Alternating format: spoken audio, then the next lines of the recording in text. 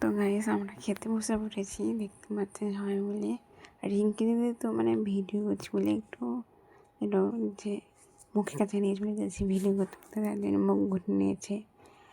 তো মানে খেতে বসে এত হাসি ঠাট্টা হচ্ছে যে খেতে পারছি না। এত কী বলবো, ঈশানী দিদি তো মানে বলবো কি, এত কথা মানে এমন এমন কথা বলছে, না হেসে থাকাই যায় না এমন কথা।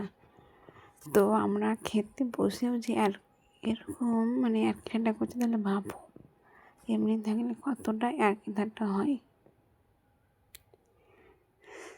তারপরে সুমিদি এখানে এসেছে কাউর কিছু লাগবে কিসের জন্য দেখতে। তো আমাদের অনেকের খাওয়া হয়ে গেছে আর অনেকের বাকি আছে অল্প। তো সবাই খেতে বসে পড়েছে। তো এদের সঙ্গে আমার ফার্স্ট দেখা, তারপরেই এদের সঙ্গে এরকম করে মিশে আমি ছিলাম 2 দিন।